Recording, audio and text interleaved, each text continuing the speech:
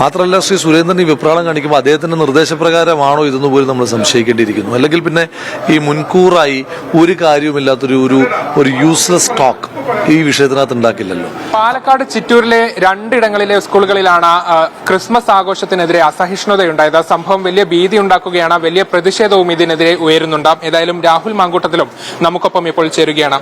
വലിയ ചർച്ചയാകുന്ന ഒരു വിഷയമാണ്, അത് വലിയൊരു ഭീതി കൂടെ അവിടെ സൃഷ്ടിക്കുന്നുണ്ട്. എങ്ങനെയാണ് ഇതിനോട് പ്രതികരിക്കുന്നത്? അത്തരത്തിലുള്ള ഭീതിയുടെ ആവശ്യം ജനങ്ങൾക്കില്ല. ഈ നാട്ടിൽ ഇത്തരത്തിലുള്ള സാമൂഹ്യ വിരുദ്ധമായിട്ടുള്ള RSS സമീപനങ്ങളെയെല്ലാം പ്രതിരോധിച്ച പാരമ്പര്യമാണ് ഇന്ത്യ മഹാരാജ്യത്തിനുള്ളത്, കേരളത്തിന് പ്രത്യേകിച്ചുള്ളത്. അപ്പോൾ നമ്മൾ ഇതിനെ പ്രതിരോധിക്കുക തന്നെ ചെയ്യും. ഇത് സത്യത്തിൽ BJPയുടെയും RSSന്റെയും ഇരട്ടത്താപ്പ് തുറന്നു കാണിക്കുകയാണ്. ഇരട്ടത്താപ്പല്ല, അവരുടെ യഥാർത്ഥ മുഖം ജനങ്ങൾക്ക് മുന്നിലേക്ക് അനാവരണം ചെയ്യപ്പെടുകയാണ്. ഒരു വശത്ത് കൂടി BJPയുടെ സംസ്ഥാന പ്രസിഡന്റ് അടക്കമുള്ള ആളുകൾ അവർ കശുവണ്ടി പരിപ്പുമായിട്ട് അരമനകളിൽ പോകുന്നു. അതിനുശേഷം വിശ്വാസികളായിട്ടുള്ള ആളുകളുടെ പരിപ്പിളക്കുന്നു. ഇതാണ് ഇവിടെ സംഭവിച്ചുകൊണ്ടിരിക്കുന്നത്. സത്യത്തിൽ RSSന്റെ പ്രഖ്യാപിതമായ നയം, ആ നയത്തിന്റെ ഇരകൾ ആരൊക്കെയാ? സ്റ്റാൻ സ്വാമിയെ പോലുള്ള ആളുകൾ, ഫിലിപ്പിനെ പോലുള്ള ആളുകൾ, തിമോത്തിയെ പോലുള്ള ആളുകൾ, ഗ്രഹാം സ്റ്റെയിൻസിനെ പോലുള്ള ആളുകൾ, മണിപ്പൂരിലെ ലക്ഷോപലക്ഷം വരുന്ന മനുഷ്യന്മാർ, ഇവരാണ് RSSന്റെ യഥാർത്ഥ ക്രിസ്ത്യൻ സമൂഹത്തോടുള്ള സമീപനം കണ്ടിട്ടുള്ളവർ. ആ സമീപനം ഇന്ന് ചിറ്റൂരിൽ കാണുവാൻ കഴിഞ്ഞു.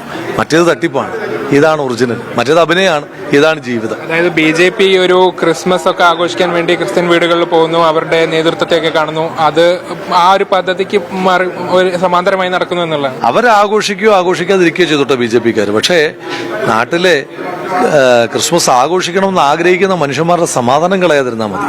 അതിനെ പ്രതിരോധിക്കുക തന്നെ ചെയ്യും. ഇന്നലെ തന്നെ യൂത്ത് കോൺഗ്രസ് അവിടെ സമാന്തരമായി ക്രിസ്മസ് ആഘോഷം നടത്തിയിരുന്നു.